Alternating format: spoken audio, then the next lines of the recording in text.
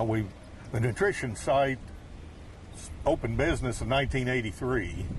We've been in a couple of different locations, but the current one, I think we've been in there 15 years or thereabouts. And it's an old building that built at the turn of the century, and it's just crumbling.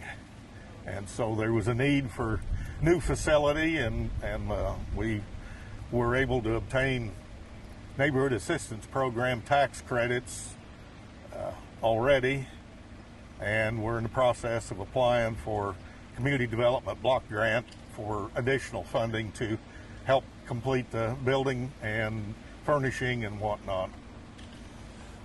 What sort of services were offered out of the old site? Well, the main goal of the nutrition site is to provide nutritious hot meals to mainly senior citizens. Our clientele is basically 60 years and older. Part of the meals are served in-house, the congregate dining as it's called, but more meals than that are delivered by volunteer drivers.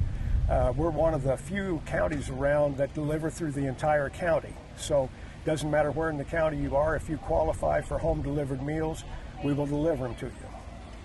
And so, have you already purchased the plot, or is it still in the planning phase? We own a lot and a half, and then we have lease purchase agreements on 2.5 other lots here. What you see behind us here that's bare, we've either own or will own. Okay, so what is the time frame when you're planning on moving into the new lot? Hopefully within 2 years. Okay. So are you going to offer the same services, or are you going to add some additional services? I mean, it's basically the same service. What we do three days a week now. We would like to expand to 4 or 5 days a week, but that's still yet to be seen based on budget and whatnot and demand. But we'll basically be offering the same services, but in addition, the new building will have a meeting room in it that groups can use, and then it'll just be a cleaner, nicer environment to eat in. Do you think the new location will, I guess, be more noticeable?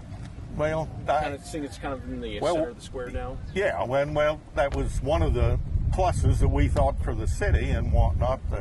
That instead of bare lots here, put in a nice new building here, and we'll be able to provide off-street parking too, so that we won't have to use up a lot of the parking on the square.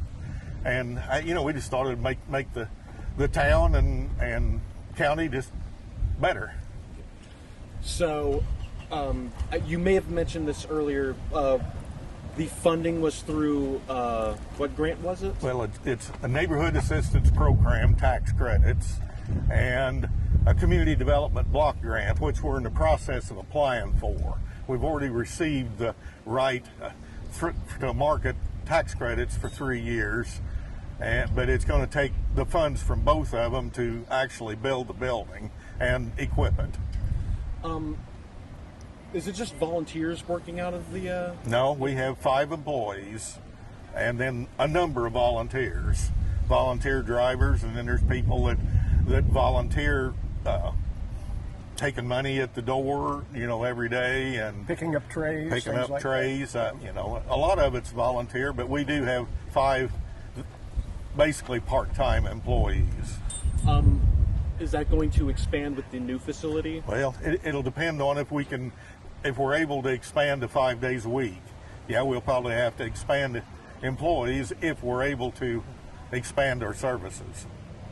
All right. After everything goes according to plan, the new place is built. Mm-hmm. What are you going to expect after that? Well, we lost quite a bit of clientele at COVID time, like happened to a lot of places, and there's a lot of folks that don't care for our current facility. It's old and and whatnot, and it's not very pretty to look at. It does serve good food, but we hope we'll draw in people into a new facility that we haven't been able to where we're at. Anything else you want to add? Not really. That pretty well covers it. The old facility is, like Dale said, it's over 100 years old, and we try to keep it as good a shape as we can, but there's so many things about it that just don't meet modern standards. Like the bathroom doesn't meet ADA standards, the door and so forth, and so the new facility will meet all of those standards, and it'll make it much easier for seniors to get in who have mobility problems. Anything else you want to add? Nope. I just hope when we're out there marketing tax credits, I hope we find lots of people that are interested in donating and receiving the tax credits, which we'll be beginning on that this summer and through the fall and winter. So we just appreciate any help anybody can give us. Of course, only businesses can take advantage of the tax credits, but farming is a business too, so if big farmers wanted to take advantage of it, they certainly could also. Well, even small businesses. Yeah, just as long as it's a business. I just thought of another question. How many drivers, volunteer drivers, you said they just go around the neighborhood? We've got 5 routes. Okay, they have 5 routes. Are you also going to be trying to expand the number of drivers as well at the new facility? Well, we may have to have more drivers if we're able to expand to 5-day-a-week service, because some of them carry 1 day a week, some of them carry a day or 2 a week, some of them carry a day or 2 a month. I think we have one that carries every day, so you always need volunteers. All right. Anything else? I'm pretty sure that. I think that pretty well covers everything.